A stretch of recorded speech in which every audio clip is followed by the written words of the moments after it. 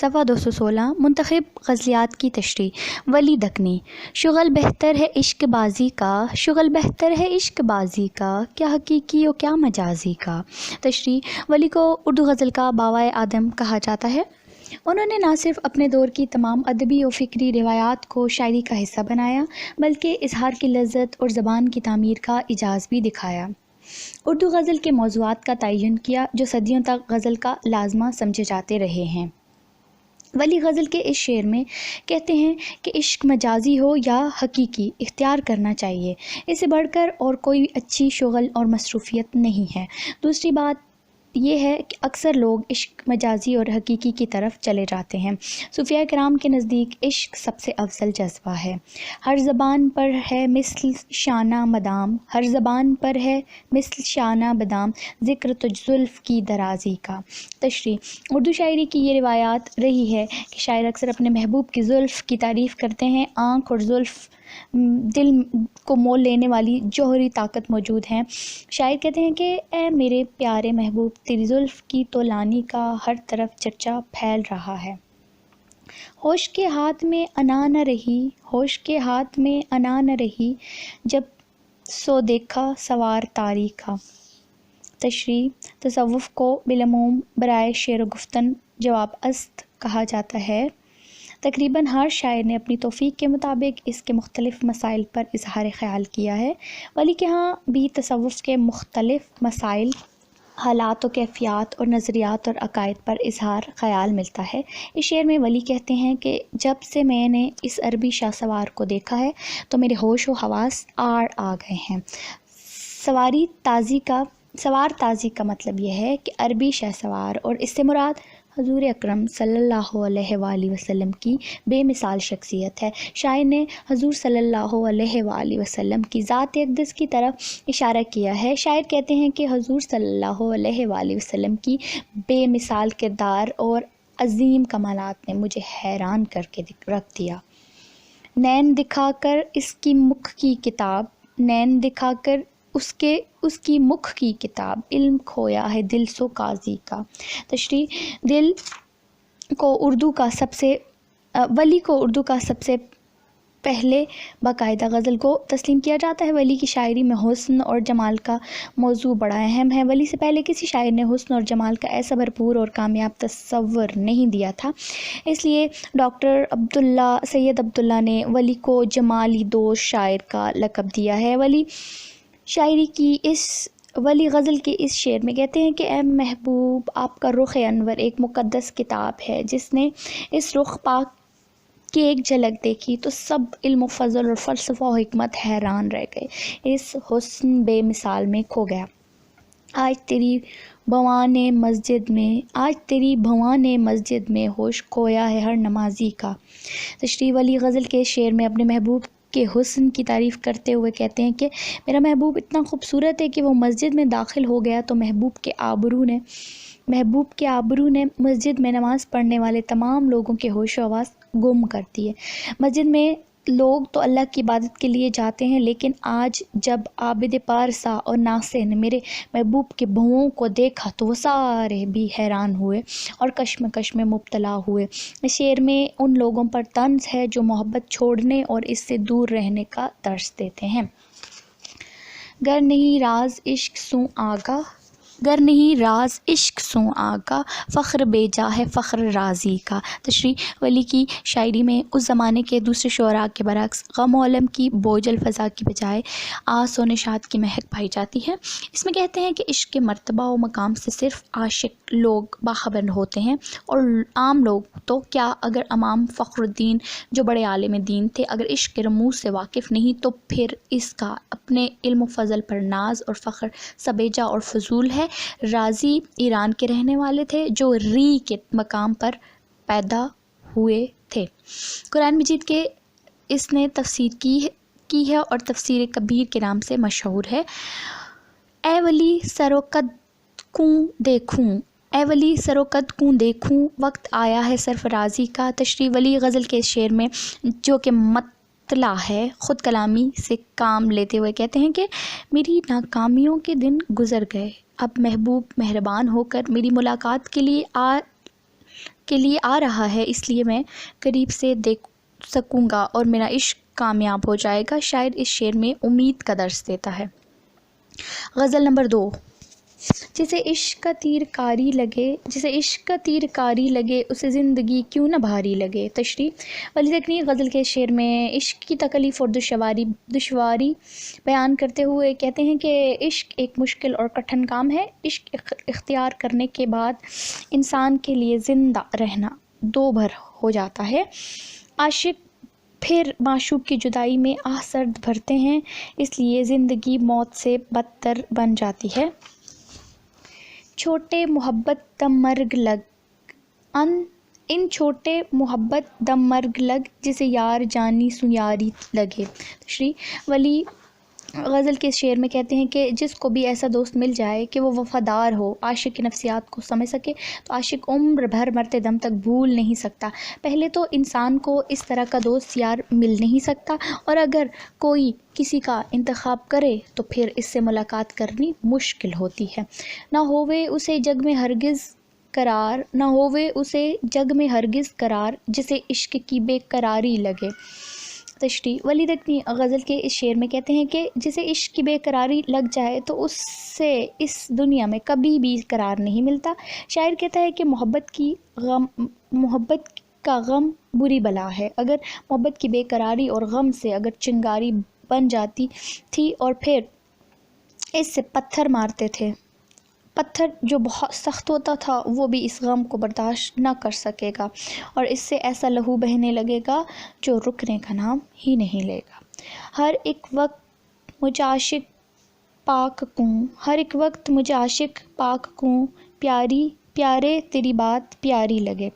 شری ولی دکنی غزل کے شعر میں کہتے ہیں کہ اے میرے محبوب مجھے تیری ہر بات اچھی لگتی ہے۔ عاشق کو محبوب کی ہر ادا پیاری لگتی ہے، لیکن محبوب کے دل میں معشوق کے لیے جو طوفان موجزن ہوتا ہے وہ اپنے لبوں پر نہیں لا سکتا۔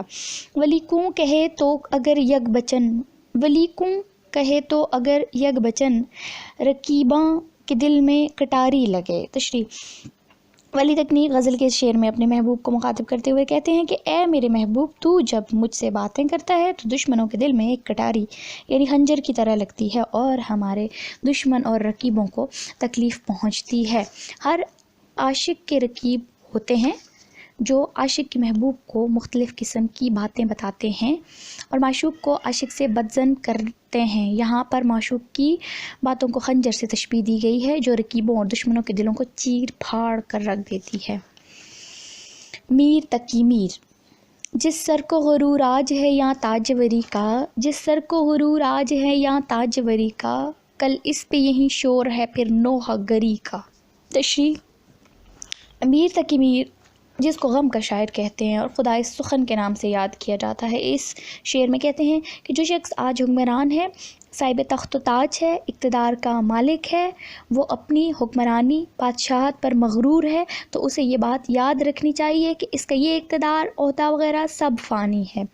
وہ وقت دور نہیں کہ جب اس کا تخت اور تاج مال و دولت اس سے چھن جائے گا، موت اس کو بس کر دے گی، لوگ اس کا ماتم کریں گے۔ اللہ تعالیٰ قرآن مجید میں فرماتے ہیں کہ ہر شخص کو موت کا مزہ چکھنا ہے، صرف اور صرف اللہ کی ذات ہمیشہ کے لیے باقی رہے گی۔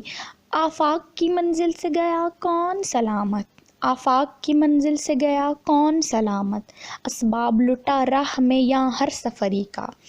تشریح۔ میر تقی میر جس کو ہم غم کا شاعر کہتے ہیں، غزل کے شعر میں دنیا کی بے ثباتی کا ذکر کرتے ہوئے کہتے ہیں کہ یہ دنیا فانی ہے، دنیا کی اس منزل سے کوئی مسافر بھی سلامتی کے ساتھ نہیں گزرا، ہر مسافر کو اپنے ساز و سامان سے ہاتھ دھونا پڑے گا۔ یہ دنیا بہت مختصر ہے، اس دنیا میں آخرت کے لیے تیاری کرنی چاہیے۔ زندہ میں بھی شورش نہ گئی اپنے جنوں کی، اب سنگ مداوا ہے اس آشفتہ سری کا۔ تشریح۔ میر تقی میر کے اشعار سوگداز اور درد کی تصویریں ہیں، اس لیے زبان سے نکلتے ہی دل میں جا کر بیٹھ جاتے ہیں۔ میر کا عشق مختلف مراحل سے گزرتا ہے، یہ اپنے اندر وفا، خلوص اور محبت کی ایک دنیا لیے ہوئے ہے۔ اس شعر میں میر تقی میر کہتے ہیں کہ جس طرح عام طور پر پاگل لوگوں کو علیحدہ کر کے قید خانے میں ڈال دیا جاتا ہے، لیکن اس روایت کے مطابق ہم کو بھی پابند سلاسل کر دیا، لیکن یہ قید خانہ بھی کارگر ثابت نہ ہو سکا۔ اب میرے پاگل پن کا ایک ہی علاج ہے کہ کوئی آئے اور میرے سر کو پتھر سے توڑ کر قید حیات سے نجات دلا دے، یعنی عشق کا عارضہ مرتے دم تک نہیں چھوٹتا۔ ہر زخم جگر داور محشر سے ہمارا، انصاف طلب ہے تیری بیداد گری کا۔ تشریح: میر تقی میر، جس کو خدائے سخن کہا جاتا ہے، اس شعر میں محبوب کو ظلم و ستم کا رونا روتا ہے۔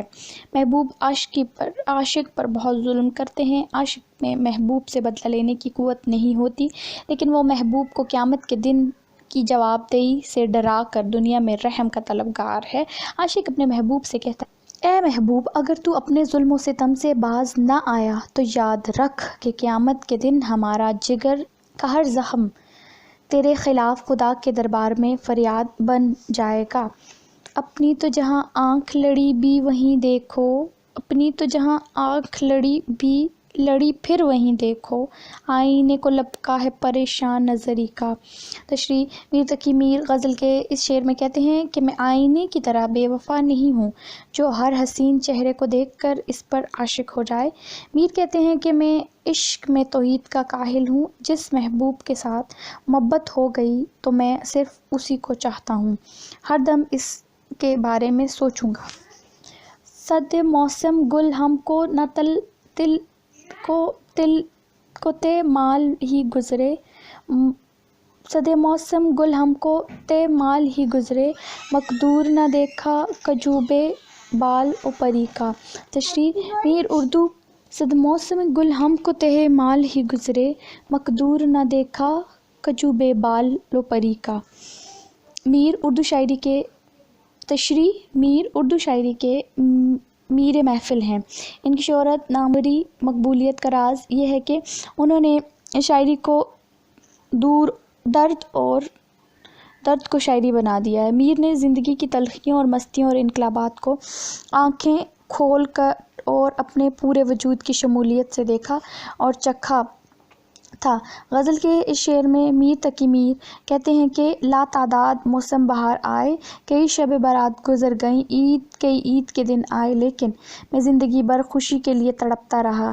میری حالت تو اس پرندے کی طرح ہو گئی جس کو موسم بہار میں بھی اپنے پر پھیلا کر اڑنے کی قوت نصیب نہیں ہوئی۔ اس رنگ سے چمکے ہے پلک پر کے کہے تو، اس رنگ سے چمکے ہے پلک پر کے کہے تو، ٹکڑا ہے میرا اشک عقیق جگری کا۔ تشریح: میر تقی میر غزل کے شعر میں کہتے ہیں کہ میری آنکھوں میں سرخ رنگ کے آنسو اس طرح چمک رہے ہیں کہ آپ دیکھتے ہی کہہ اٹھیں گے کہ یہ آنسو ہرگز نہیں بلکہ عقیق موتی ہیں۔ میر نے یہاں آنسو کو عقیق سے تشبیہ دی ہے۔ لے سانس بھی آہستہ کہ نازک ہے بہت کام، آفاق کی اس کارگاہ شیشہ گری کا۔ میر تقی میر غزل کے اس شعر میں دنیا کی بے ثباتی کا ذکر کرتے ہوئے کہتے ہیں کہ اس دنیا کے کام اس قدر نازک اور حساس ہیں کہ یہاں سانس بھی آہستگی سے لینی چاہیے۔ شاعر نے اس دنیا کو شیشے کے کارخانے سے تشبیہ دی ہے۔ شیشے کے کارخانے میں احتیاط سے قدم رکھا جاتا ہے، یہاں پھونک پھونک کر قدم رکھنا پڑتا ہے، ایسا نہ ہو کہ کوئی آپ سے خفا ہو جائے، کسی کی دل آزاری ہو جائے۔ اللہ تعالیٰ نے انسان کو بے مقصد پیدا نہیں کیا۔ اس دنیا میں انسان کا وجود ایک ذمہ دار اور جواب دہ مخلوق ہے۔ انسان کو چاہیے کہ وہ ہر قدم اٹھانے اور اسے دوبارہ رکھنے سے پہلے یہ سوچ کر ہر قدم اٹھائے کہ کسی غلط سمت میں تو نہیں جا رہا، خواہ کہ انسان کی نجی زندگی ہو یا معاشرتی زندگی، اس میں اسے محتاط رویہ اختیار کرنا چاہیے۔ اپنے دوست اور احباب کا دل انسان کو خیال رکھنا چاہیے۔ ٹک میر جگر سوختہ کی جلد خبر لے، ٹک میر جگر سوختہ کی جلد خبر لے، کہ یار بھروسہ ہے چراغ سحری کا۔ تشریح: غزل میں محبت کے لہجے کی نرمی اور گرمی بھی میر صاحب کا ہی عطیہ ہے۔ میر کو غزل کا بادشاہ کہا جاتا ہے۔ اس شعر میں کہتے ہیں کہ اے دوست، میں تو چراغ سحری ہوں، ہو چکا ہوں، میرا کچھ بھروسہ نہیں کہ کب بجھ جاؤں، اس لیے تو مجھ جگر سوختہ یعنی دل جھلے کی جلد خبر لے، ایسا نہ ہو کہ میں مر جاؤں اور تم پھر میری لاش پر پشیماں ہو کر آ جاؤ۔ خواجہ میر درد، غزل نمبر 1۔ مقدور ہمیں کب تیری وصفوں کے رقم کا، مقدور ہمیں کب تیرے وصفوں کے رقم کا، حقہ کے خداوندو تو لوح و قلم کا۔ تشریح: خواجہ میر درد کی شاعری میں ان کی زندگی کے تجربات بھی ہیں اور تصوف کا تقدس بھی ہے۔ وہ ایک صوفی شاعر تھے۔ عرفان اور تصوف کے پیچیدہ مسائل اور شکل مضامین اس خوبصورتی اور صفائی سے بیان کیے کہ دل وجد کرتا ہے۔ غزل کے شعر میں کہتے ہیں کہ انسان کا علم اس قدر محدود ہے کہ ذات باری تعالیٰ کی صفات کا احاطہ کرنے سے قاصر ہے، اور جو صفات انسان کے علم میں بھی آ گئی ہیں ان کی وسعت کا بھی درست اندازہ نہیں کر سکتا۔ اللہ تعالیٰ بے شمار صفات کا مالک ہے۔ انسان اس صفات کو تحریری اور تقریری طور پر بیان کرنے کی قدرت نہیں رکھتا۔ دوسرے مصرعے میں شاعر کہتے ہیں کہ اللہ تعالیٰ اپنے علم اور قضاء و قدر کا خود ہی مالک ہے۔ زمین و آسمان کا مالک صرف اور صرف اللہ کی ذات ہے۔ اللہ تعالیٰ اس دنیا کا نظام چلانے والا ہے۔ اس مسند عزت پہ کہ تو جلوہ نما ہے، اس مسند عزت پہ کہ تو جلوہ نما ہے، کیا تاب گزر ہووے تحقل کے قدم کا۔ تشریح: درد کا تصوف حقیقی ہے۔ ان کا ہر شعر تصوف کے کسی نہ کسی مسئلے کی تشریح و توضیح ہے۔ اس شعر میں اللہ تعالیٰ کے عظیم اور بلند مرتبے کے بارے میں کہتے ہیں کہ انسان عقل کے ذریعے اللہ تعالیٰ کو سمجھنا ممکن نہیں، انسانی عقل کے ذریعے۔ انسانی عقل محدود ہے، اس لیے اللہ تعالیٰ کی معرفت کا صرف ایک ہی راستہ ہے کہ وہ روحانیت کا راستہ ہے۔ یہاں شاعر نے عشق کو عقل پر ترجیح دی ہے۔ اقبال بھی کہتے ہیں کہ بے خطر کود پڑا آتش نمرود میں عشق، بے خطر کود پڑا آتش نمرود میں عشق، عقل ہے محو تماشائے لب و بام ابھی، بسے ہیں تیرے سائے میں سب شیخ و برہمن، بسے ہیں تیرے سائے میں سب شیخ و برہمن، آباد ہے تجھ سے ہی تو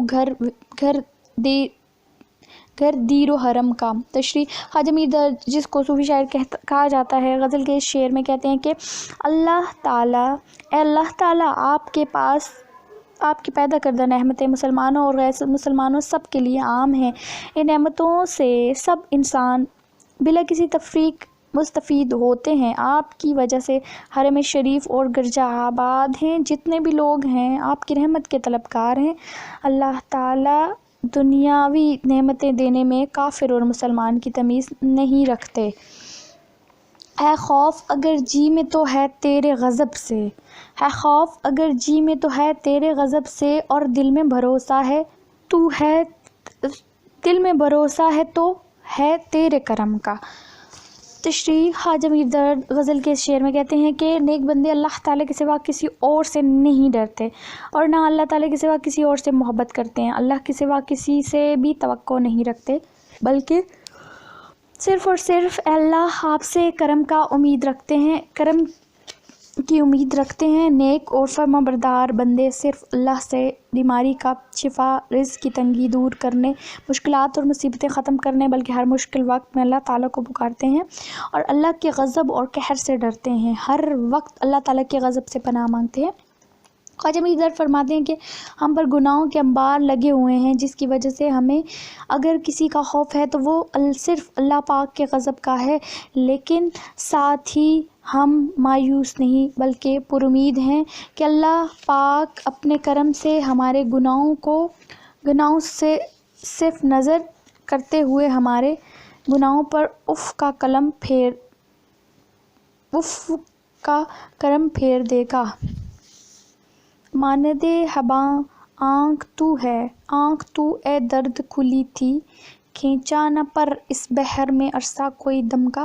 تشریح: خواجہ میر درد غزل کے شعر میں دنیا کی بے ثباتی کا ذکر کرتے ہوئے کہتے ہیں کہ یہ دنیا فانی ہے، سب لوگوں کو مر جانا ہے۔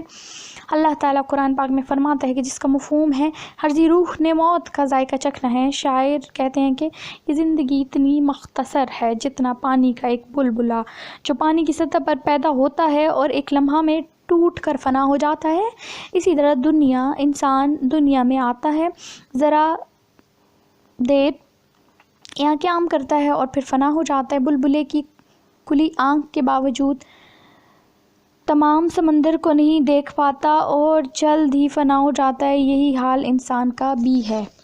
داغ دہلوی۔ پھرے راہ سے وہ یہاں آتے آتے، اجل مر رہی تو کہاں آتے آتے۔ تشریح: داغ دہلوی بنیادی طور پر غزل کے شاعر تھے۔ انہوں نے سیدھے سادے جذبات اور حواس کو اپنی شاعری میں جگہ دی ہے۔ زبان کی تعمیر میں داغ نے جو رول ادا کیا ہے اس نے اردو شاعری کے مستقبل کے رخ کو بدل دیا ہے۔ غزل کے اس شعر میں داغ اپنے محبوب کی بے وفائی اور لاپرواہی کا ذکر کرتے ہوئے کہتے ہیں کہ اس کا محبوب اس کو خاطر میں نہیں لاتا اور اس کی محبوب کا جواب محبت سے نہیں دیتا۔ شاعر محبوب سے ملنے کا ہاں ہے لیکن اس کو ملاقات نصیب نہیں ہوتی۔ محبوب نے داغ سے وعدہ وفائی کا ارادہ کر لیا کہ شاعر یعنی اپنے عاشق سے ملنے کے لیے ان کی طرف آنے لگا، لیکن راستے میں اس نے اپنا ارادہ تبدیل کر لیا اور عاشق سے ملنے کی بجائے رقیب کی جانب رجوع کر لیا۔ دوسرے مصرعے میں شاعر اجل یعنی موت سے کہتا ہے کہ میں ایسی زندگی سے تنگ آ چکا ہوں، تجھے آ جانا چاہیے تھا اور میرے زندگی کا خاتمہ کرنا چاہیے تھا۔ مجھے یاد کرنے سے یہ مدعا تھا، نکل جائے دم ہچکیاں آتے آتے۔ تشریح: داغ کی عشق بازی کا لہجہ رنگین اور انبساط انگیز ہے، ان کی طبیعت میں شوخی ہے۔ داغ معشوق کے ساتھ خودداری، جس وقار کے ساتھ ہم کلام ہوتے ہیں، اس سے عشق اور آبرو اور عشق کے کردار کو عظمت ملی ہے۔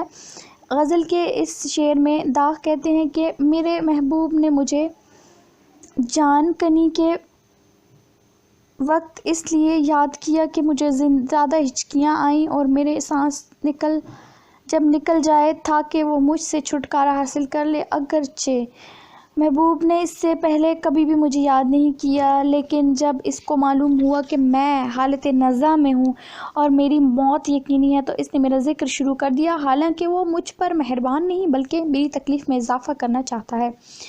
نہ جانا کہ دنیا سے جاتا ہے کوئی بہت دیر کی مہرباں آتے آتے۔ تشریح: داغ نے عشق مجازی کو عشق حقیقی کا رنگ نہیں دیا اور وہ جیسے تھے ویسے ہی شاعری میں جلوہ گر ہوئے۔ وہ عشق بازی کے لیے سلیقہ ضروری سمجھتے ہیں، فلسفہ ان کے عشق میں نہیں، نہ کسی اعلیٰ خیالات شرح و بسط ہے۔ اس شعر میں داغ اپنے محبوب کو مخاطب کرتے ہوئے کہتا ہے کہ اے میرے مہربان دوست یعنی محبوب، تو نے مجھ تک آتے آتے بہت دیر کر دی ہے، اب تو میں اس دنیا سے جانے والا ہوں۔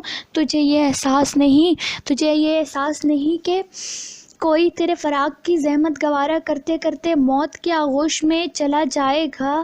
اگر تو پس مرگ آ بھی جائے تو اس کا کوئی فائدہ نہیں ہے۔ داغ کی نظر میں اگر حسن کو خود پر ناز ہے تو عشق بھی کسی سے کم نہیں، اسے بھی اپنی ذات پر فخر ہے۔ ابھی سن ہی کیا ہے جو بے باکیاں ہوں، انہیں آئیں گی شوخیاں آتے آتے۔ تشریح: اس شعر میں شاعر نے عاشق لوگوں کی نفسیات کی عکاسی کی ہے۔ شاعر کہتے ہیں کہ میرا محبوب ابھی کم عمر ہے، اتنا نہ ڈر نہیں ہے کہ وہ کسی کی پرواہ کیے بغیر مجھ سے ملنے کے لیے آ جائے، وہ مجھ سے بے باکانہ انداز میں گفتگو کرے، میرے ساتھ محبت کی باتیں کرے، وہ یہ سب کچھ سیکھ جائے گا، لیکن وقت گزرنے کے ساتھ وہ یقیناً شوخیاں سیکھ لے گا اور میرے سامنے اس کو ناز نخرے لے آ جائیں گے۔ تیری آنکھ پھرتے ہی کیسا پھرا ہے میری راہ پہ آسماں آتے آتے۔ تشریح: داغ نے اس اردو شاعری کو ایک مخصوص رنگ و آہنگ دیا ہے جس میں سوز و ساز کی دھیمی کیفیت اور عرضیت و نشاط کی ایک طرف میلان، داخلی خارجیت کے ساتھ لطف زبان کی قدر و قیمت کا احساس بیک وقت موجود ہے۔ اس شعر میں شاعر کہتے ہیں کہ اے میرے محبوب، جب تو نے مجھ سے آنکھ پھیر لی، مجھ سے ناراض ہو تو لوگ تو کیا آسمان بھی میرا مخالف ہو گیا؟ میری تقدیر مجھ سے روٹھ گئی، اور جس وقت تو مجھ سے ملنے کے لیے آتا ہے تو آپ کی وجہ سے تمام لوگ، یہاں تک کہ میری تقدیر بھی مہربان ہو جاتی ہے۔ سنانے کے قابل تھی جو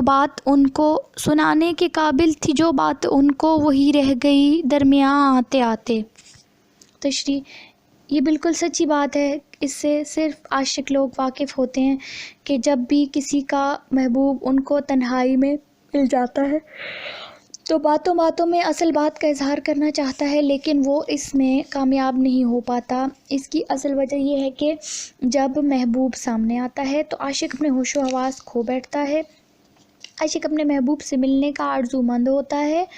وہ یہ سوچتا ہے کہ اگر محبوب سے ملاقات ہو گئی تو اس سے فلاں بات کر لے گا، لیکن ملاقات کے دوران وہ یہ بھول جاتا ہے کہ اسے محبوب سے کیا کہنا ہے۔ ایسے ہی داغ کے ساتھ بھی ہوا ہے کہ جو بات کہنی تھی وہ بھول گئے۔ نہیں کھیل اے داغ یاروں سے کہہ دو کہ آتی ہے اردو زباں آتے آتے۔ تشریح: زبان کی تعمیر میں داغ نے جو رول ادا کیا ہے، اس نے شاعری کے مستقبل کے رخ کو بدل دیا ہے۔ غزل کے مقطع میں شاعر کہتا ہے کہ اردو زبان کو آسان نہ سمجھا جائے، یہ بہت مراحل طے کر کے اپنے حقیقی اور اصل روپ میں سامنے آتی ہے۔ شاعر نے اردو زبان کی اہمیت کے بارے میں بتایا ہے۔ حسرت موہانی، غزل نمبر 1۔ نگاہ یار جسے آشنائے راز کرے، وہ اپنی خوبی قسمت پہ کیوں نہ ناز کرے۔ تشریح: اردو ادب میں حسرت موہانی کو رئیس المغزلین کے نام سے یاد کیا جاتا ہے۔ غزل کو لکھنؤ کے تصنع اور غالب کی مشکل گوئی کے کوچے سے سادگی، آسان گوئی اور حقیقت رسی کی منزل تک پھیر لانا شاعری میں حسرت کا تجریدی کارنامہ ہے۔ اس شعر میں شاعر کہتے ہیں کہ وہ عاشق جسے محبوب کی نگاہیں اپنا ہمدم بنا لیں، ہمراز بنا لیں، اس سے بڑا خوش قسمت کوئی اور نہیں ہو سکتا۔ وہ اپنی قسمت پر ہمیشہ ناز کرے گا۔ دلوں کو فکر دو عالم سے کر دیا آزاد، تیرے جنون کا خدا سلسلہ دراز کرے۔ تشریح: حسرت کا عشق خلوص اور دنیا کا آئینہ دار ہے، عالمگیر ہوتے ہوئے ایک انفرادی حیثیت رکھتا ہے۔ اس شعر میں رئیس المغزلین حسرت موہانی کہتے ہیں کہ اے میرے محبوب، تیری محبت اور عشق کی وجہ سے ہم دنیا اور آخرت کی فکر سے بے نیاز ہو گئے ہیں، اس لیے ہم اللہ سے دعا مانگتے ہیں کہ محبت کا یہ سلسلہ دراز ہوتا چلا جائے۔ یہ انسان کی فطرت ہے کہ وہ کسی جذبے کی وجہ سے اپنے مقصد کے حصول میں نقطہ عروج پر یا انتہا پسند ہو جائے تو پھر اسے اپنے گرد و پیش کی کچھ خبر نہیں رہتی۔ خرد کا نام جنوں پڑ گیا جنوں کا جنوں کا خرد، جو چاہیے آپ کا حسن کرشمہ ساز کرے۔ تشریح: حسرت اپنے معاصرین سے ممتاز اور منفرد ہیں۔ حسرت کے ہاں نہ غم ہے، نہ یاس، نہ تصوف کی گتھیاں سلجھانے کی کوشش، بلکہ ان کی غزل میں وہی کیفیات اور ترانے ہیں جو عام زندگی میں دل پر گزرتے ہیں، جن سے آئے دن ایک عاشق کو دوچار ہونا پڑتا ہے، نیز ان کا محبوب گوشت سے بنا ہوا ایک انسانی پیکر ہے۔ اس شعر میں شاعر نے محبوب کے حسن کی تعریف کی ہے۔ کہتے ہیں کہ اے میرے محبوب، تیرے حسن کی کرشمہ سازیاں اور تیری بے نیازیاں جو چاہیے کر سکتی ہیں۔ آپ کے حسن نے الفاظ کے مفہوم بدل کر رکھ دیے ہیں۔ اب لوگ آپ کے عشق میں گرفتار ہیں اور لوگ انہیں دیوانہ کہتے ہیں، اور جن کو تیرا عشق نصیب نہیں ہوا لوگ انہیں مرزانہ کہتے ہیں۔ تیرے ستم سے میں خوش ہوں کہ غالباً یوں بھی مجھے وہ شامل ارباب امتیاز کرے۔ تشریح: حسرت کی شاعری میں جوانی کی شادابی ہر عمر کے قاری کو متاثر اور محظوظ کرتی ہے۔ عشق حسرت کی عبارت ہے کہ حسرت کی شاعری میں ایک اور اہم اور نمایاں چیز ان کا سیاسی رنگ ہے۔ ان کے بہت سے اشعار سے ان کی سیاسی شعور کا پتہ چلتا ہے۔ یہ شعر بھی سیاسی رنگ کا حامل ہے۔ کہتے ہیں کہ مجھ پر قید میں ظلم و ستم کرنے والوں، میں تمہارے ظلم و ستم سے تنگ نہیں ہوں، بلکہ خوش ہوں کہ حق کی سربلندی کے لیے مجھ پر کیا جانے والا یہ ظلم اور میرے درجات کی بلندی کا باعث بنے گا، اور اگر میں اس آزمائش میں پورا اترا تو میرا خدا مجھے اپنے مقربین میں شامل کرے گا۔ امیدوار ہیں ہر سمت عاشقوں کے گروہ تیری نگاہ کو اللہ دل نواز کرے۔ تشریح: حسد نے باقاعدہ طور پر سیاسی حوالے سے غزلیں لکھی ہیں۔ انہوں نے سیاست میں باقاعدہ حصہ بھی لیا ہے اور اپنے رسالے اور اردو معلیٰ کے ذریعے لوگوں کو سیاسی تربیت کرنے کی بھی کوشش کی ہے۔ اس شعر میں کہتے ہیں کہ تیری نگاہ و رحم کے امیدوار ہر طرف آس لگائے بیٹھے ہیں کہ تو ظلم و ستم کو چھوڑ کر انہیں نگاہ محبت سے دیکھے، اس لیے میری دعا ہے کہ خدا تیری نظروں کو مہر و محبت سے آشنا کر دے تاکہ تیرے عاشقوں کو صبر آ جائے۔ یہاں پر حضرت معانی انگریز سے مخاطب ہیں اور آزاد پسند جماعتوں کے لیے انہوں نے عاشقوں کا استعارہ استعمال کیا ہے۔ تیرے کرم کا سزاوار تو نہیں حسرت، اب آگے تیری خوشی ہے جو سرفراز کرے۔ تشریح: حضرت معانی غزل کے اس شعر میں کہتے ہیں کہ اے میرے رب، میرے اعمال تو اس قابل نہیں کہ تیرے احسانات اور کرم کا مستحق ٹھہرایا جاؤں۔ میری ساری زندگی غفلت میں گزری ہے، جس کام کے لیے آپ نے مجھے بھیجا تھا وہ کام مجھ سے نہیں ہوا، میں بہت گناہ گار ہوں، تو اگر مجھے معاف فرما دے، میری لغزشیں اور کوتاہیوں سے درگزر کر دے، اگر حسرت کم مایا اور گناہ گار کو بھی اپنی رحمت سے سرفراز کر دے تو یہ آپ کا احسان ہوگا۔ غزل نمبر 2۔ دیکھنا بھی تو انہیں دور سے دیکھا کرنا، شیوائے عشق نہیں حسن کو رسوا کرنا۔ تشریح: حسد معانی سے پہلے کے شعراء کی تصویر عشق کے جو نقوش ملتے ہیں وہ زیادہ تر ہوس اور مبالغہ آمیزی کے کوہر سے ڈھکے ہوئے ہیں۔ حضرت کا عشق اپنے اندر گھریلو پاک بازی لیے ہوئے ہے۔ اس شعر میں وہ اپنے عشق کی پاک بازی کے بارے میں بتاتے ہیں کہ اپنے محبوب کو دور سے دیکھ کر اپنے عشق کی پیاس بجھائیں، کیونکہ اس کے قریب جانے سے لا تعداد مسائل پیدا ہو سکتے ہیں۔ دوسری بات یہ ہے کہ اس سے آپ کا عشق رسوا اور بدنام نہ ہوگا۔ عاشق لوگوں کا کام یہ نہیں کہ وہ حسن کو رسوا کریں۔ ایک نظر بھی تیری کافی تھی پے راحت جہاں، کچھ بھی دشوار نہ تھا مجھ کو شکیبا کرنا۔ تشریح: حسد معانی غزل کے شعر میں کہتے ہیں کہ اے میرے محبوب، اگر آپ نے ایک بار بھی مجھے پیار بھری نگاہ سے دیکھا ہوتا تو آپ کا یہ ایک نظر میرے لیے تسلی اور سکون کا باعث ہوتا۔ یہ کام آپ کے لیے بہت آسان تھا، اس لیے اس سے میری زندگی سنور جاتی ہے، لیکن تم نے اس طرح نہیں کیا۔ ان کو یہاں وعدے پہ آ لینے دے اے ابر بہار، جس قدر چاہنا پھر بعد میں برسا کرنا۔ تشریح: غزل کے اس شعر میں حسد معانی بادل کو مخاطب کرتے ہوئے کہتے ہیں کہ اے بادل تمہیں اس وقت تک نہیں برسنا چاہیے جب تک میرا دوست مجھ سے ملنے نہیں آتا، اس کے آنے کے بعد چاہے تو خوب برسنا۔ شاعر کہتے ہیں کہ میرے محبوب نے مجھ سے وعدہ کیا تھا کہ ملاقات کے لیے آؤں گا، اب اگر بارش شروع ہو گئی تو وہ نہیں آ سکے گا، اس لیے بادل سے درخواست کرتا ہے کہ تو بھی نہ برس۔ شام ہو یا کہ سحر یاد انہیں کی رکھنی، دن ہو یا رات ہمیں ذکر انہیں کا کرنا۔ تشریح: حسد معانی غزل کے اس شعر میں کہتے ہیں کہ میں اپنے محبوب کو ہر وقت یاد کرتا ہوں، چاہے وہ شام ہو یا صبح ہو۔ عاشق لوگ ہر وقت اپنے محبوب کے بارے میں سوچتے رہتے ہیں، لوگوں کے سامنے ہر وقت اپنے محبوب کا تذکرہ کرتے رہتے ہیں۔ شاعر کہتے ہیں کہ میں اپنے محبوب کو کبھی نہیں بھول سکتا۔ سوم زاہد کو مبارک رہے عابد کو صلات، عابد کو صلات، عاصیوں کو تیری رحمت پہ بھروسہ کرنا۔ تشریح: حسد معانی غزل کے اس شعر میں کہتے ہیں کہ گناہ گار لوگوں، صرف اللہ تعالیٰ کے رحم و کرم پر یقین کر کے گناہوں سے توبہ کرتے ہیں، لیکن متقی اور پرہیزگار لوگ دن رات اللہ تعالیٰ کی رضا کے لیے عبادت میں مشغول رہتے ہیں۔ زاہد لوگ روزے کی پابندی کرتے رہتے ہیں اور عابد نماز کی پابندی کرتے رہتے ہیں، لیکن میں ایک ایسا گناہ گار شخص ہوں کہ ان چیزوں کا پابند نہیں، اس لیے میں اپنے آپ کو پرہیزگار لوگوں کے مقابلے میں ایک گناہ گار شخص تصور کرتا ہوں۔ عابد اور زاہد اپنی عبادت پر فخر اور بھروسہ رکھتے ہیں، جبکہ میں صرف اللہ تعالیٰ کی رحم اور کرم کی امید پر جی رہا ہوں۔ کچھ سمجھ میں نہیں آتا کہ کیا ہے حسرت، کچھ سمجھ میں نہیں آتا کہ کیا ہے حسرت، ان سے مل کر بھی نہ اظہار تمنا کرنا۔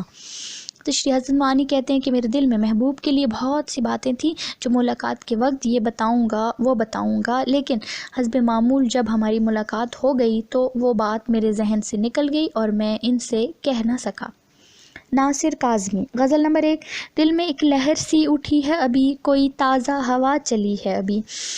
تشریح: آزادی کے بعد اردو غزل میں جو شعراء نمایاں ہوئے ان میں ناصر کاظمی صف اول میں شامل ہیں۔ اس کی وجہ یہ ہے کہ وہ غزل کے تہذیبی مزاج سے زیادہ شناساں تھے۔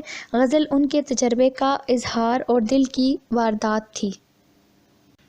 غزل کے اس شعر میں ناصر کاظمی کہتے ہیں کہ میں ہمیشہ اداس ہوں، لیکن آج میرے دل میں امید کی ایک کرن پیدا ہوئی ہے، اور یہ امید اس طرح دکھائی دیتی ہے کہ جس طرح ویرانے میں چپکے سے بہار آئی ہو اور ہوا کی لہروں نے اس کے غنچے کھلا دیے ہوں۔ ناصر کو اداسی کا شاعر کہا جاتا ہے، لیکن اداس رہتے ہوئے انہوں نے جا بجا امید کا درس بھی دیا ہے۔ شور برپا ہے خانہ دل میں، کوئی دیوار سی گری ہے ابھی۔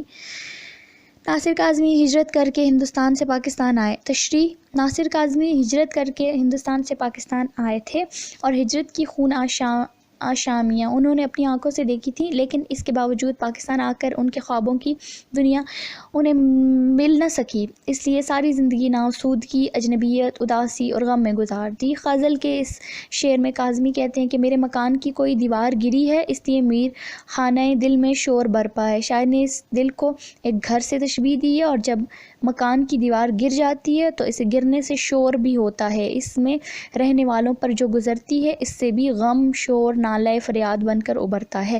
شاعر نے گھر کے دیواروں کو آرزوؤں اور تمناؤں سے تشبیہ دی ہے۔ بری دنیا میں جی نہیں لگتا، بری دنیا میں جی نہیں لگتا، جائے کس چیز کی کمی ہے ابھی، جانے کس چیز کی کمی ہے ابھی۔ تشریح: ناصر کاظمی حسن سے زیادہ عشق اور عشق سے زیادہ غم عشق کا شاعر ہیں۔ وہ ایک ایسی محرومی کا نوحہ خواں ہے کہ جس کے سلسلے ناکامیوں سے مربوط ہیں۔ اداسی اور افسردگی کا وہ گہرا احساس جو ناصر کی شاعری پر کوہر کی طرح چھایا ہوا ہے، اس کے جہاں اور بہت سے اسباب ہو سکتے ہیں، وہاں یہ غم عشق بھی ہے، عطیے میں ملا ہے۔ اس شعر میں ناصر کاظمی کہتے ہیں کہ اے میرے محبوب، اے میرے دوست، اگر محفل میں تو میرے ساتھ ہم کلام نہیں ہے، بات نہیں کرتا، تو میں تمہاری خاموشی سے ہم کلام ہو کر دل کی بات بیان کر لوں گا۔ محبوب سے ہم کلام نہ ہونے کی کئی وجوہات ہوتی ہیں۔ پہلی بات تو یہ ہے کہ محبوب کی لاپرواہی کی وجہ سے عاشق محبوب سے بات نہیں کر پاتا۔ دوسری وجہ یہ کہ زمانے اور ماحول کی ناسازگاری کی بھی ہو سکتی ہے۔ تیسری وجہ یہ کہ محفل میں رقیب کی موجودگی بھی ہو سکتی ہے۔ بقول شاعر، یاد کے بے نشاں جزیروں سے تیری آواز آ رہی ہے ابھی۔ تشریح: ناصر کے عشق میں جو گہرائی اور سچائی نظر آتی ہے، اس بات کی غماز ہے کہ اسے صرف اپنے محبوب سے محبت ہے۔ اس کے عشق اور محبت کے جذبات کی عکاسی بالکل کلاسیکی شعراء کے انداز کی ہے۔ ناصر کی تمام شاعری میں محبوب کی یاد کے حوالے سے سب سے زیادہ اشعار ملتے ہیں۔ غزل کے اس شعر میں شاعر ناصر کاظمی اپنے محبوب سے مخاطب ہو کر کہتا ہے کہ اے میرے محبوب، ہم نے تیرے عشق اور یاد کی بدولت تمام عمر گزاری، اور میں ماضی کی حسین یادوں کی صورت میں آج بھی تیری آواز سنتا ہوں۔ شہر کی بے چراغ گلیوں میں زندگی تجھ کو ڈھونڈتی ہے ابھی۔ تشریح: ناصر کاظمی نے اپنے آپ کو اداس شاعر کہا ہے، اسی طرح انہوں نے اپنے آپ کو بے نوا، اجنبی، مسافر بھی کہا ہے۔ یہ اس لیے کہ وہ مقام اور وقت دونوں لحاظ سے اپنے آپ کو اجنبی محسوس کرتا تھا۔ محبوب کی یاد کے حوالے سے اکثر اشعار ان کے ان کے دیوان میں ملتے ہیں۔ محبوب کی یاد دوسری اشیاء کو یاد کرنے کا ایک ذریعہ ہے۔ اس شعر میں شاعر کہتا ہے کہ اے میرے محبوب، جن گلیوں میں تو رہتا تھا یا جن گلیوں میں میرا محبوب رہتا تھا وہ ویران ہو چکی ہیں، وہ اجڑ گئی ہیں، وہاں چہل پہل نہیں رہی ہے، رونقیں ختم ہو گئی ہیں، لیکن آج بھی تیری یاد مجھے ان گلیوں میں سرگرداں کیے رہتی ہے۔ سو گئے لوگ اس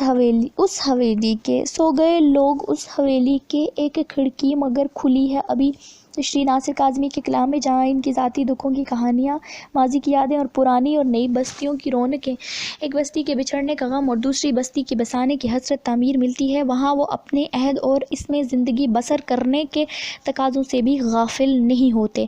ان کے کلام میں ان کا عہد بولتا دکھائی دیتا ہے۔ غزل کے اس شعر میں شاعر نے طبقاتی کشمکش، غریب اور امیر کے درمیان فرق وغیرہ کو بیان کیا ہے۔ اگر عاشق اور معشوق اگر قریب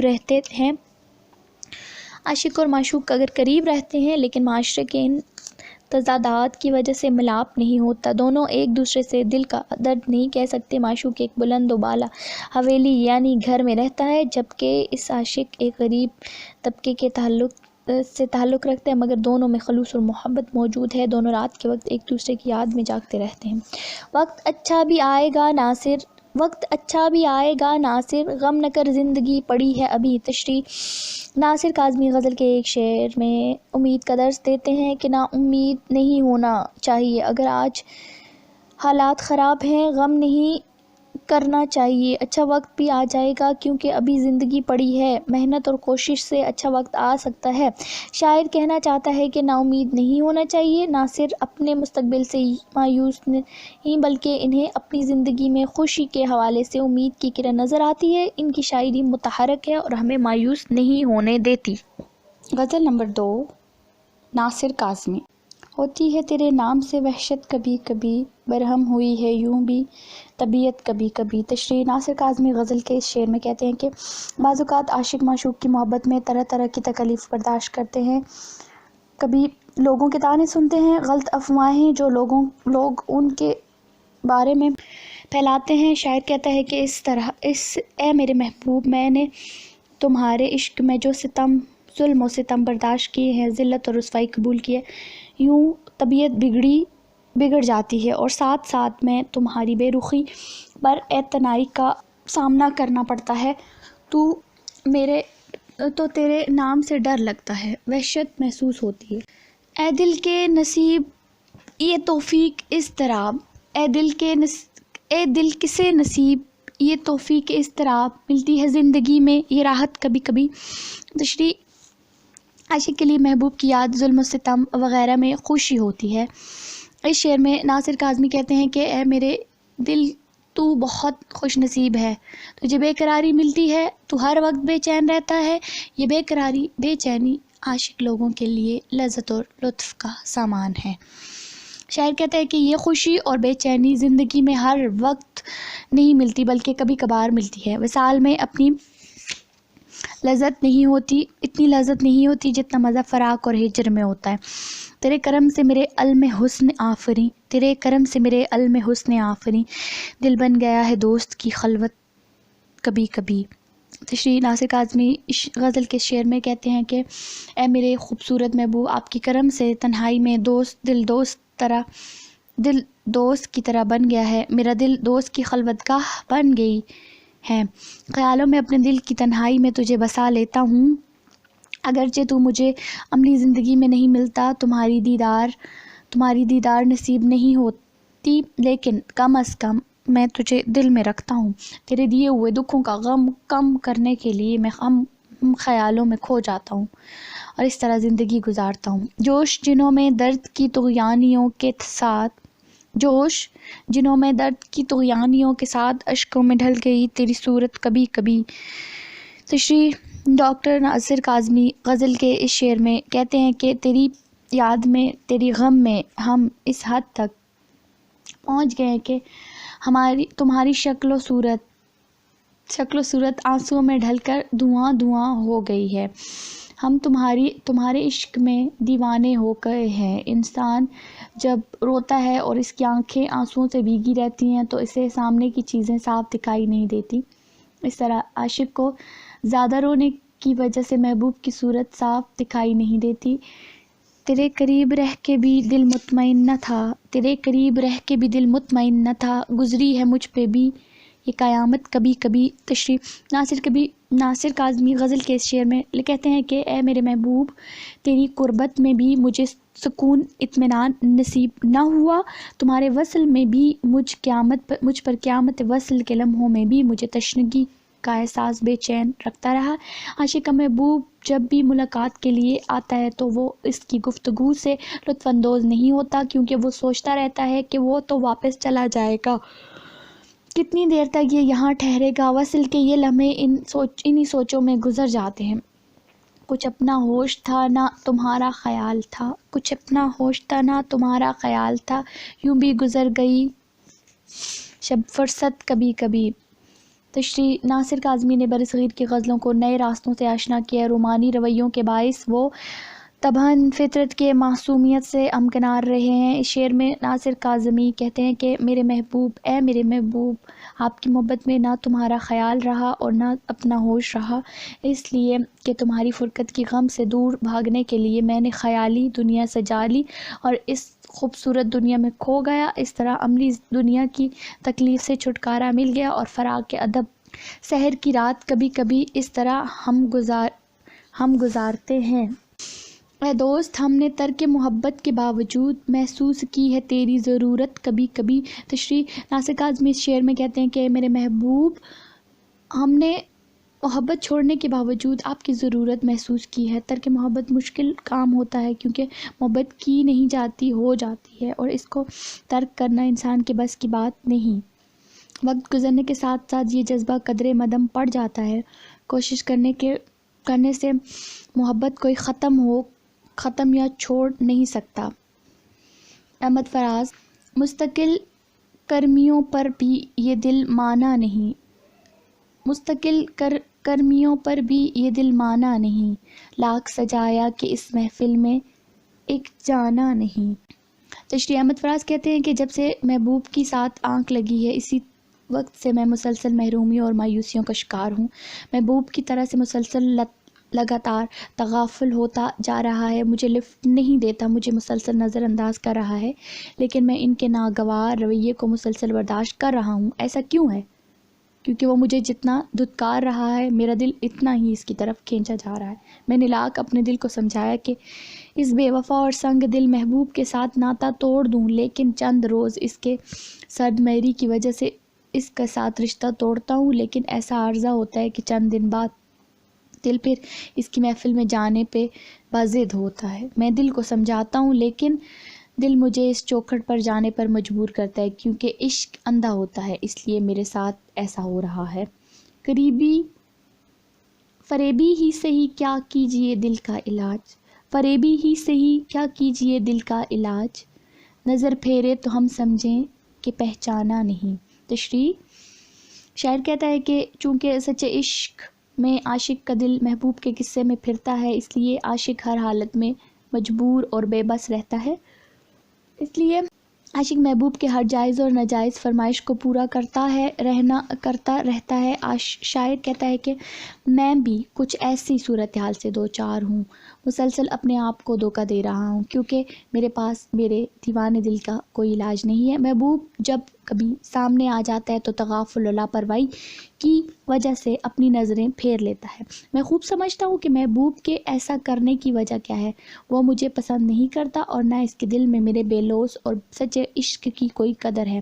جب محبوب اس قسم کا رویہ اختیار کرتا ہے تو میں دل کو سمجھاتا ہوں کہ اب تو ایسے جفاکار اور سنگ دل محبوب کے عشق سے توبہ کر لے. لیکن دل محبوب کے اس قسم کے رویے کو قطعاً نظر انداز کرتا ہے اور مجھ سے کہتا ہے کہ محبوب نے مجھے پہچانا نہیں, اس لیے ایسا رویہ اختیار کیا اور اپنی نظریں پھیر لی ہیں. ایک دنیا منظر ہے اور تیری بزم ہے, اس طرح بیٹھے ہیں جیسے کہیں جانا نہیں۔ تشریح، شاعر کہتا ہے کہ ایسا نہیں کہ مجھے محبوب کی دیدار یا اس کی محفل میں جانے کے علاوہ اور کوئی کام نہیں، مجھے اور بھی بہت سے کام ہیں، فکر معاش ہے، فکر علم ہے، فکر آخرت ہے، فکر اہل و عیال ہے، عشق کے علاوہ بھی مجھے بہت سے کام نپٹانے ہیں۔ یہ دنیا، اس کے بکھیڑے صرف محبوب کے عشق تک محدود نہیں ہے، لیکن محبوب کے عشق میں، اس کی محفل میں، اس کے خوبصورت جمال میں کیا مزہ ہے کہ جو بھی اس کے محفل میں آتا ہے سب کچھ بھول جاتا ہے اور اس پر ایک وجہ سا طاری ہو جاتا ہے، جیسا کہ اللہ کے سامنے کھڑے ہو کر بندہ سب کچھ بھول جاتا ہے۔ جی میں جو آتی ہے کہ گزرو کہیں ایسا نہ ہو، جی میں جو آتی ہے کہ گزرو کہیں ایسا نہ ہو، کل پشیماں ہوں کہ کوئی کیوں دل کا کھامانا۔ تشریح، شعر کے 2 معنی ہوتے ہیں، ایک تو یہ ہے کہ کبھی دل میں خیال آتا ہے کہ محبوب کی جو محفل ہے، میں سوچتا ہوں کہ اس محفل کے اندر جاؤں کہ نہیں، اگر میں جاتا ہوں تو محبوب کے سامنے کے حسن کے سامنے ساری دنیا بھلا بیٹھتا ہوں، چونکہ اس میں مزہ بھی بہت آتا ہے۔ اگر نہیں جاتا تو ایک قسم سے میں بہت سی جلوے سے محروم ہو کر رہ جاتا ہوں۔ محفل میں محبوب کے دیدار ہو سکتی ہے۔ دوسرا مطلب یہ ہو سکتا ہے کہ کبھی کبھی دل میں خیال آتا ہے کہ محبوب میرے ساتھ یہ جو ظالمانہ رویہ اختیار رکھتا ہے، جس سے مجھے مسلسل تکلیف ہوتی رہتی ہے، جس میں خیال آتا ہے کہ میں اپنی جان دے دوں گا اور مر جاؤں گا، ایسا نہیں کر سکتا، کیونکہ محبوب کی جدائی اور فراق کی راتوں میں مرتا رہتا ہوں اور روز کے روز ہر سانس میں میٹھا میٹھا درد ہوتا ہے، جس سے زندگی میں مزہ آتا ہے۔ ہر روز کے مرنے میں جو مزہ ہے ایک دفعہ مرنے میں نہیں ہے، اس لیے میں ایسا نہیں کر سکتا کہ کہیں ایسا نہ ہو کہ مجھے بعد میں پچھتانا پڑے۔ زندگی پر اس سے بڑھ کر طنز کیا ہوگا فراز، زندگی پر اس سے بڑھ کر کیا طنز کیا ہوگا فراز، اس کا یہ کہنا کہ تو شاعر ہے دیوانہ نہیں۔ تشریح، مقطع میں فراز اپنے آپ کو مخاطب ہوتے ہوئے کہتا ہے کہ میرا محبوب میرے سچے عشق پر بدگمان ہے، میں یہ اشعار کی شکل میں اس کی بے وفائیوں اور لاپرواہیوں کا رونا رو رہا ہوں، کیونکہ میرے بس میں یہی ہے، میں اور کچھ نہیں کر سکتا، جو میں اشعار میں بیان کرتا ہوں وہی تیرے حالات ہیں، گویا میرے اشعار میرے دل کی ترجمانی کرتے ہیں، لیکن میرا محبوب مجھ پر طنز کرتے ہوئے کہتا ہے کہ تو اچھا بھلا آدمی ہے۔ ہر شاعر اشعار میں اپنی محبوب کی بے وفائیوں اور سرد موریوں کا رونا روتا ہے، ایسا ہوتا نہیں بلکہ ہر شاعر کی عادت ہوتی ہے۔ باقی تو دیوانہ نہیں ہے، بھلا چنگا شخص ہے، لیکن اشعار میں محبوب کے بارے میں مبالغہ آرائی سے کام لیتا ہے۔ عزیز طلبہ، یہ آڈیو ریکارڈنگ آپ کے لیے ہیومینیٹیرین ڈیولپمنٹ آرگنائزیشن ایبٹ آباد کے ذریعے اہتمام کی گئی۔ ہیومینیٹیرین ڈیولپمنٹ آرگنائزیشن ایبٹ آباد 2011 سے اپنی مدد آپ کے تحت صحت، تعلیم اور معاشی خود مختاری کے شعبوں میں بہتری کے لیے کوشاں ہے۔ ادارہ نے نہ صرف خیبر پختونخوا بلکہ ملک بھر کے نابینا طلباء کی تعلیمی مشکلات اور رکاوٹوں کو دور کرنے کے لیے FA تا ماسٹرز لیول کی نصابی کتب اور کورسز، جن میں علامہ اقبال اوپن یونیورسٹی کے کورسز بھی شامل ہیں، کو آڈیو ریکارڈنگ میں منتقل کرنے کا اہتمام کیا ہے، تاکہ نابینا طلباء اعلیٰ تعلیم تک رسائی حاصل کر کے ملک و قوم کی ترقی اور خوشحالی میں اپنا بھرپور کردار ادا کر سکیں۔ یہ تمام آڈیو ریکارڈنگز نابینا طلباء کو بالکل مفت فراہم کی جا رہی ہیں۔ نابینا طلباء کے علاوہ دیگر طلباء بھی اس تعلیمی سہولت سے استفادہ کر سکتے ہیں۔ ہیومینیٹیرین ڈیولپمنٹ آرگنائزیشن ایبٹ آباد، ای میل HDOATD@gmail.com، ویب سائٹ HDORG.net، رابطہ نمبر 03459541-838، یعنی 0345 9541 838۔ صفحہ 242۔ آپ پرچہ کیسے حل کریں گے؟ نمبر 1، پرچے سے پہلے کی تدابیر۔ نمبر 2، پرچے کے حل کے دوران۔ نمبر 3، پرچے کے حل کے بعد۔ نمبر 1، پرچے سے پہلے کی تدابیر۔ نمبر 1، کوشش کیجئے کہ تمام ضروری سامان جو کہ پرچے کے حل میں معاون ثابت ہوتا ہے آپ کے پاس موجود ہو۔ نمبر 2، کوشش کیجئے کہ پین، قلم وغیرہ آپ کے چیک شدہ ہوں اور تعداد میں 2 ہوں تاکہ ہنگامی حالت میں دقت کا سامنا نہ کرنا پڑے۔ نمبر 3، کوشش کیجئے کہ سرخ روشنائی کا استعمال نہ کیا جائے کیونکہ یہ صرف ممتحن کے لیے مخصوص ہوتا ہے اور اس سے آپ کے نمبرات کٹنے کا اندیشہ ہوتا ہے۔ نمبر 4، کوشش کیجئے کہ امتحان سے پہلے آپ کو کورس کی مکمل تیاری کر چکے ہوں اور اس کی مناسب دہرائی بھی ہو چکی ہو۔ نہ کیجئے نقل یا UFM کی کوشش ہرگز نہ کیجئے کیونکہ اس سے نہ صرف انسان کی محنت کرنے کی صلاحیت ختم ہو جاتی ہے بلکہ انسان اپنی نظروں میں بھی اخلاقی طور پر گر جاتا ہے۔ نمبر 2، پرچے کے حل کے دوران کیجئے نمبر 1، بسم اللہ الرحمن الرحیم اور ربی زدنی علما پڑھ کر سب سے پہلے رول نمبر اور دیگر معلومات درج کیجئے۔ نمبر 2، دی گئی ہدایات کو بغور پڑھیں اور اس پر عمل کرنے کی کوشش کیجیے۔ نمبر 3، جوابی کاپی کے دونوں اطراف حاشیے ضرور لگائیے۔ نمبر 4، سوالات کو بغور پڑھیں اور سب سے پہلے آسان اور اس کے بعد مشکل سوالات کی طرف جائیں۔ نمبر 5، سوالات کے لیے پہلے وقت کی تقسیم بہت ضروری ہے، اس سے ہر سوال کو حل کرنے کے لیے مناسب وقت ملتا ہے اور کسی سوال کا جواب تشنّع محسوس نہیں ہوتا۔ نمبر 6، ہر سوال کو شروع کرنے سے پہلے سوال نمبر اور جز نمبر مناسب طور پر ہائی لائٹ کیجیے۔ نمبر 7، سوال کے اختتام پر اختتامی لائن ضرور کھینچیں۔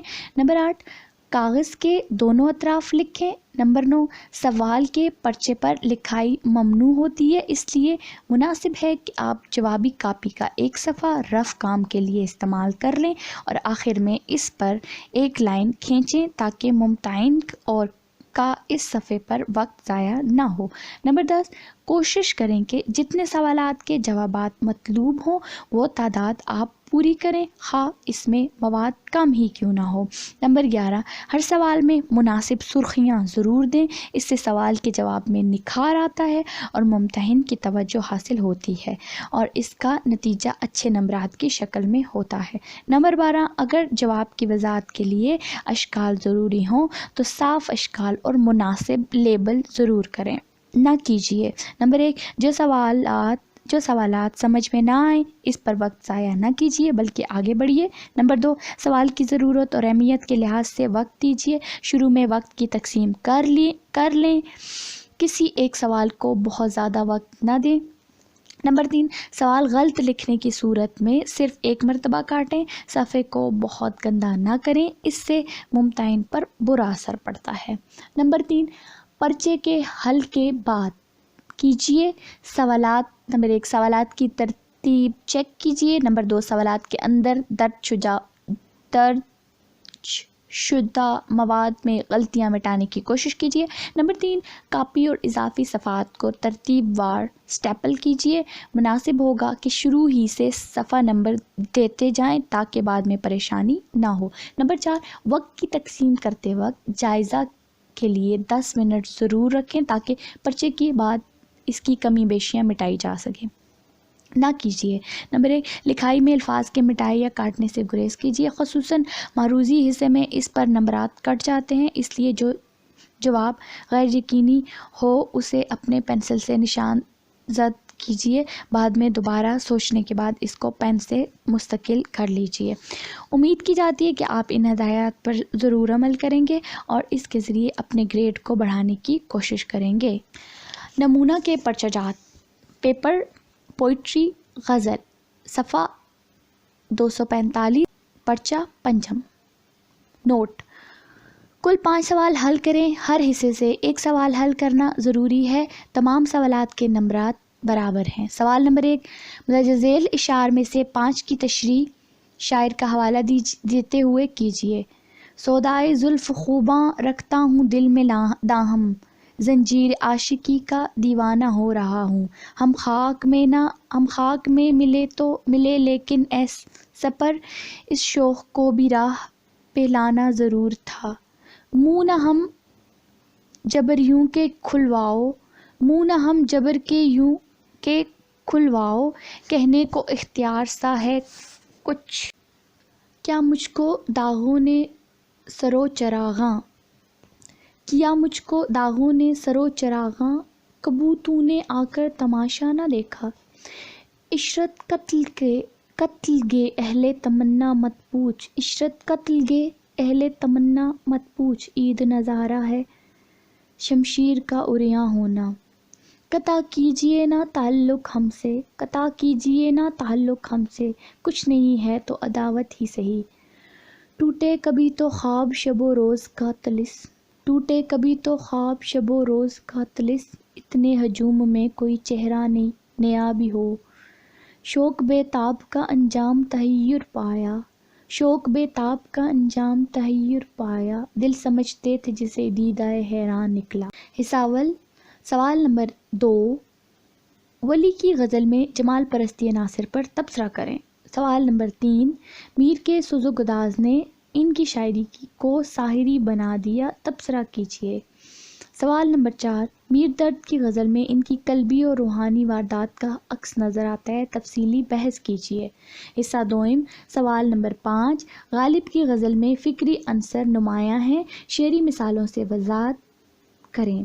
سوال نمبر 6، غالب کی انفرادیت کا راز ان کی جدت ادا میں ہے، مدلل بحث کریں۔